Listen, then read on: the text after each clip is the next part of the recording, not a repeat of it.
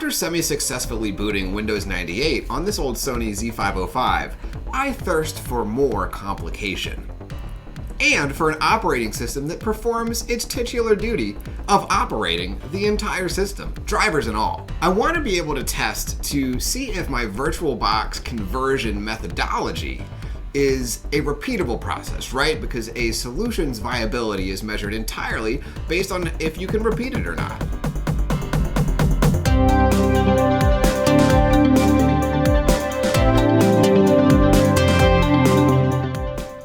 In order to simplify things and avoid some of the operational back and forth, I downloaded VirtualBox to the older laptop that I used in the Windows 98 video to actually perform the VHD to HDD cloning operation. I grabbed the Windows XP ISO that made a brief appearance in the original attempts to get Windows 98 onto the laptop, and then utilized the unattended installation option to get the VHD loaded up with Windows XP.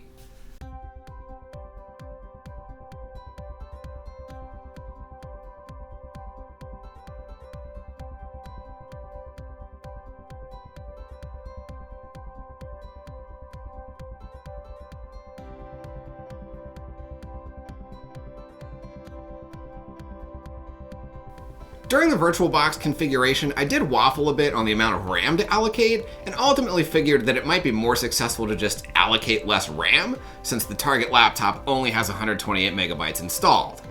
I also elected to fully allocate the virtual disk, again hoping that this would result in a more closely compatible disk output.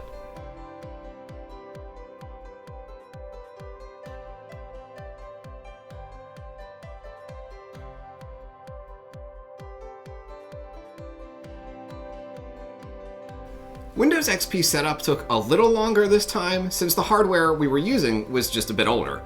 But after about 15 minutes, I was greeted with the familiar Windows XP logon sound.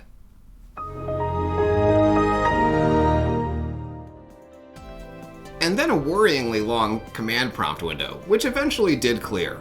And then after doing a quick once-over on the VirtualOS to make sure everything was as stock and in order as possible, I went ahead and logged off. As I was working through editing the Windows 98 video, I discovered a neat little tool that I had missed the first time around, where you can just manage your virtual disks, including converting existing .vdi disk images directly into .vhd disk images, which can be natively mounted in Windows. And this saves the command prompt pain and processes everything just a lot more quickly. Now that the virtual hard disk image is successfully cloned from the XP VM VDI file, we can open up disk management and mount the VHD drive in preparation to clone it over to the Sony internal 2.5-inch IDE drive.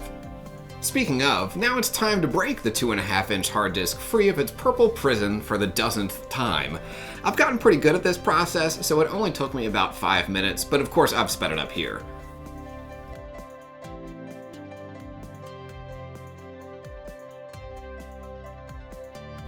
With the drive liberated, we'll use our trusty USB to IDE interface to connect the hard disk drive back to the laptop that has the Windows XP VHD mounted.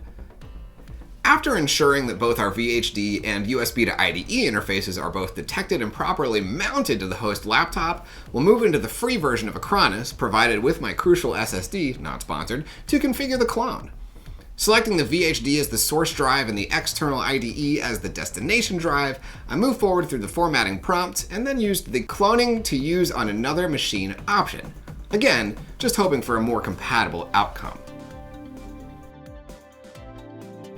The clone process advertised a 15-minute completion time, but ended up wrapping up after about 7 minutes, with success. With the clone completed, it's time to put the hard drive back into the VIO, and famously, see what happens when.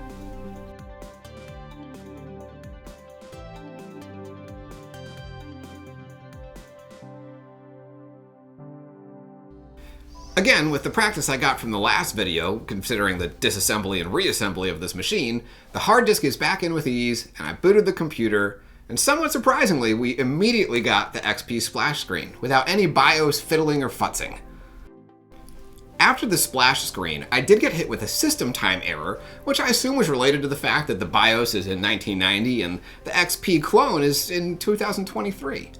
And then I realized that the internal keyboard and mouse weren't working either, so I grabbed a USB mouse just to see if that would work, and it did not. And then I also reset the keyboard ribbon, and that also did not work. But since the hard drive was still spinning, I figured that there was probably automatic driver installation going on in the background. And since things were still just spinning along, I grabbed the expansion dock since I knew I would probably need more than one USB device at a time, especially considering that the left click button on the internal trackpad has given up anyway.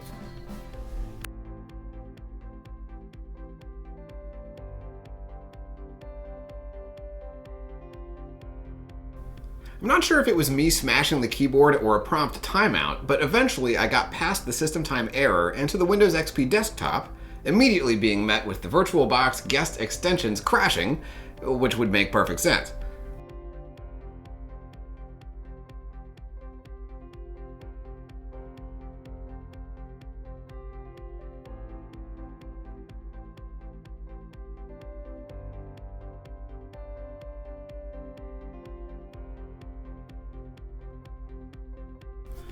I let the OS settle itself, letting the hard disk activity calm down, and all of the first-time startup and device configuration messages to go through their prompts. And then I decided to see if the audio drivers were working, as that was a pretty non-functional part of our Windows 98 installation. With a resounding success, I figured I'd move on to the next problematic driver, the display settings.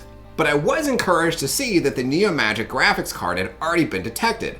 And sure enough, changing the resolution was successful, and my eyes are burning marginally less.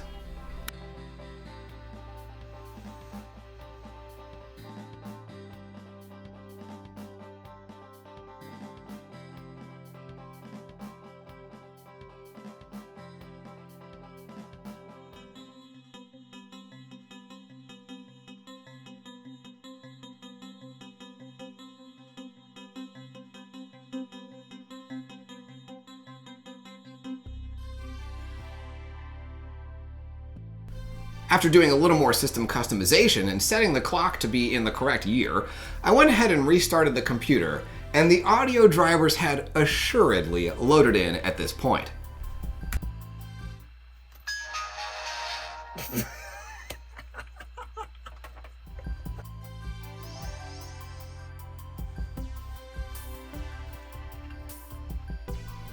For the reboot, I ran my stopwatch from the end of the splash screen up until I hit the Windows desktop.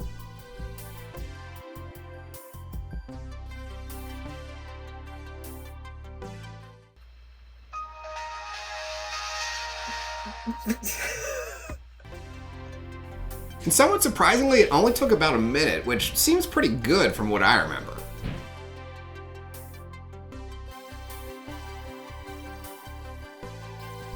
With all systems go, it's time to seal the machine back up so that it doesn't fall into pieces if I look at it too hard.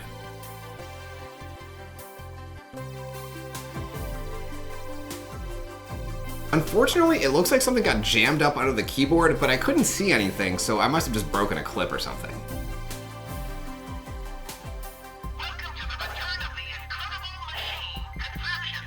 Finally, I'm able to grab the USB stick from the Windows 98 video and start the installation process of The Return of the Incredible Machine, featuring a Comic Sans title and a narrator that you cannot turn off.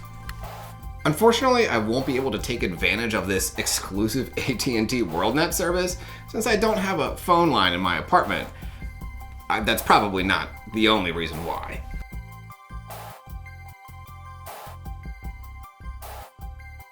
Even though the installation itself went off without a hitch, the absence of a physical CD was a problem, since the early days of copy protection essentially rely on having the CD present in order for the game to start.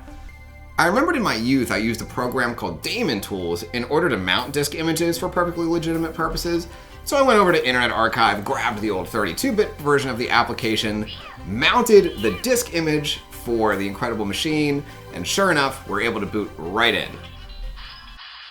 One of the things I remembered immediately is the very grating sound design of this game, and it can't be disabled. I will present this in its real-time glory.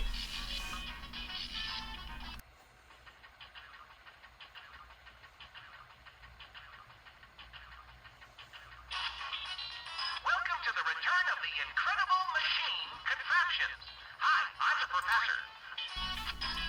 You can't turn that guy off, which is really just wild. Now here, I'm trying to figure out how to put in my name, which took a second, but I figured it out eventually.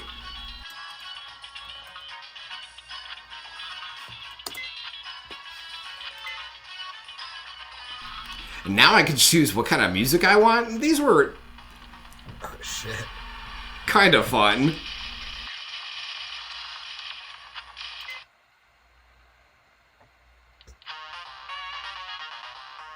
This was my favorite, I think. There's a different MIDI versus digital types, I guess for compatibility's sake, since this was a Windows 95, Windows 98 era game.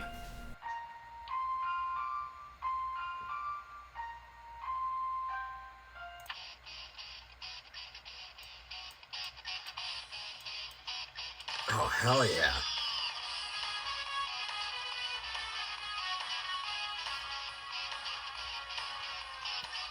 The progressive rock option was also a favorite of mine.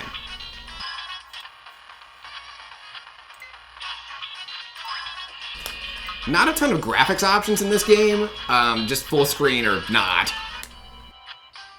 Hi, I'm the professor. Oh, can I stop if you're him? playing this is probably your first Hi, I'm the professor. I couldn't find a way to turn him off, which, in retrospect, probably really made my parents not like when I played this game. Adulthood is finding out why ball play is a funny name for this. Obviously, the first sets of these puzzles are pretty easy. So in this case, right, you're just using a rubber bouncy ball to bounce the 8-ball out of the screen. And I don't really remember if I thought these were hard as a child. I assume not, because these are the tutorials. But I also don't remember beating the game, or what that would be like. So there's a very real possibility that I didn't ever finish it. We probably won't find out today.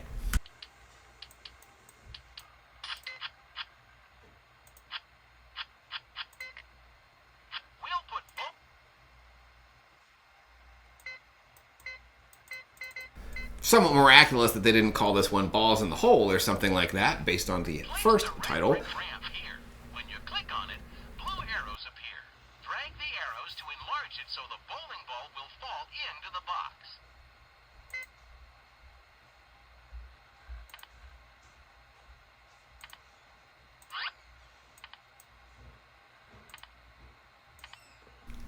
box. But again, these puzzles are relatively easy, and I guess I can't think of a modern analog to what this would be like. Somebody will probably tell me in the comments.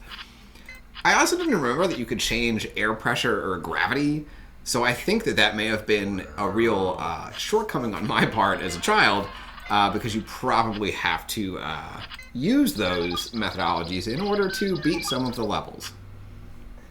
I do remember that the gears drove me nuts as a kid, because when you're like 7, you can't really understand how 2 gears touching each other reverses a direction. So I probably took a while to solve some of these ones.